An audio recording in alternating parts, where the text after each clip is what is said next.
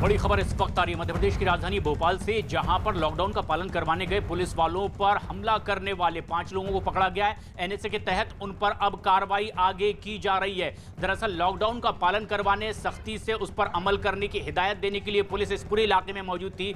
बताया जा रहा है कि भोपाल के तलैया थाने के इस्लामपुर नगर इलाके में पुलिस गई थी। जो लोग बाहर घूम रहे थे उन्हें समझाने के लिए, लॉकडाउन का सख्ती से पालन करने के लिए, लेकिन पुलिस वालों पर ही इस इलाके में हमला कर दिया गया है और सीएम ने भी इस पर संज्ञान लिया और अब आखिरकार एनएसए के तहत इन पर कार्रवाई हो रही है।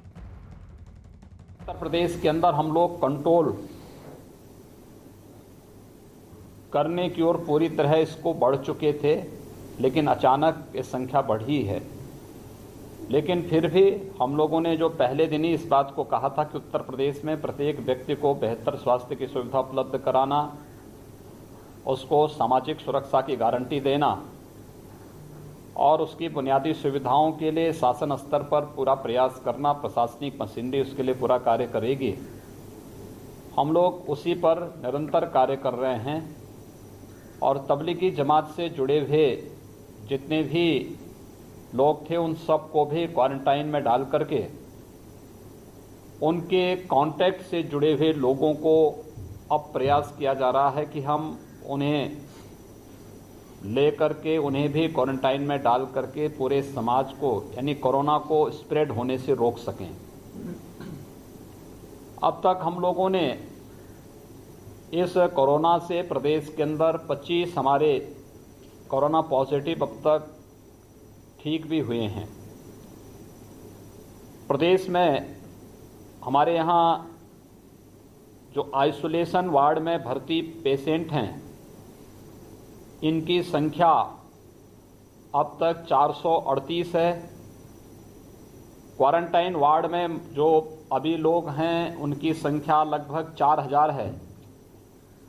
सर्विलांस में रखे गए जो लोग हैं जिन पर हमारी नज़र है, ऐसी संख्या 61,500 से अधिक है।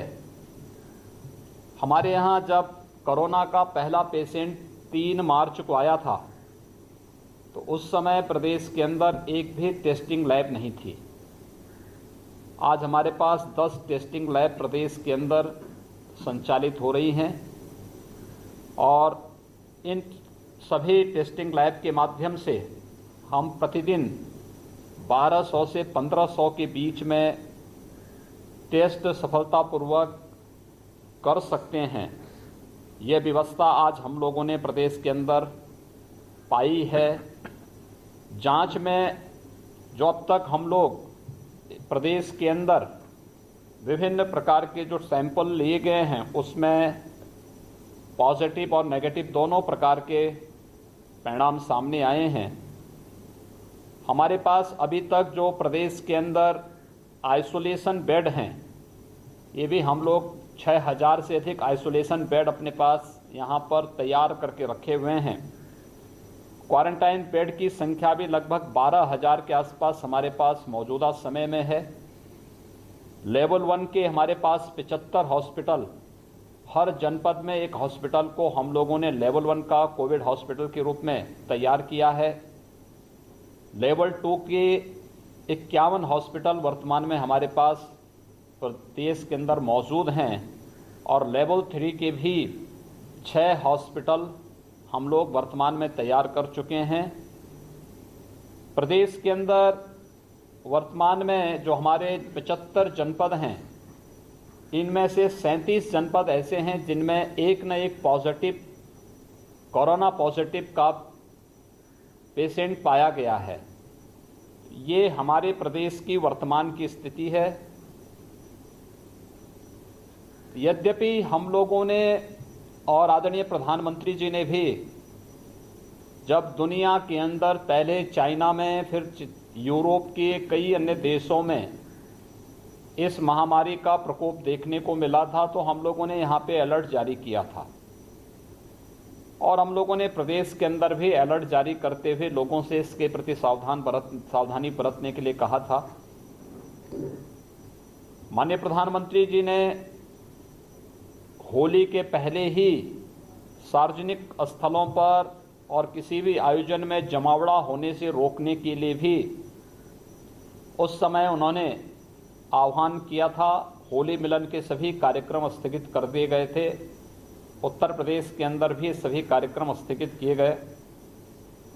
इसके बाद फिर ये प्रक्रिया आगे बढ़ती गई और 22 मार्च को जनता कर्फ्यू के बाद हम लोगों को उन 16 जनपदों में उत्तर प्रदेश के अंदर जहां पर कोरोना पॉजिटिव के पेशेंट पाए गए थे या उनके संदिग्ध थे, ऐसे 16 जनपदों को पहले चरण में हमें लॉकडाउन के साथ जोड़ना पड़ा था।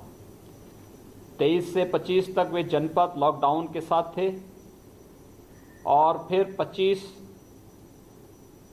मार्च से ये 21 दिन का लॉकडाउन पूरे प्रदेश के अंदर और पूरे देश के अंदर चल रहा है। स्वाभाविक रूप से लॉकडाउन होगा तो इसका प्रभाव पूरी अर्थव्यवस्था पर पड़ेगा। ऐसे ही इन प्रभावों को देखते हुए केंद्र सरकार ने भी और प्रदेश सरकार ने भी उन तबकों के लिए अपनी कुछ योजनाएं घोषित भी की। खासतौर पर जो प्रधानमंत्री गरीब कल्याण पैकेज है, 1,70,000 करोड़ रुपए का ये पैकेज अपने आप में एक बहुत बड़ा पैकेज था और आज़ादी के बाद का इतना बड़ा पैकेज पहली बार देखने को मिला है कि जब सरकार ने एक साथ इतने बड़े पैकेज की घोषणा की। इस पैकेज में कोविड-19 में जो भी स्वास्थ्य कर्मी, जो भी स्वच्छता के कर्मी या अन्य जो भी लोग इस व्यवस्था के साथ जुड़ करके आइसोलेशन में, हॉस्पिटल में, क्वारंटाइन में उन लोगों की उपचार आदि की व्यवस्था करेंगे, उन सबको 50 लाख का बीमा कवर देने की व्यवस्था 30 जून तक के लिए व्यवस्था की गई है। तो ये व्यवस्था 50 लाख की व्यवस्था भारत सरकार ने इसमें की है।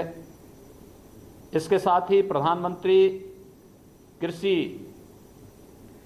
जो किसान सम्मान योजना है, इस योजना में प्रत्येक किसान को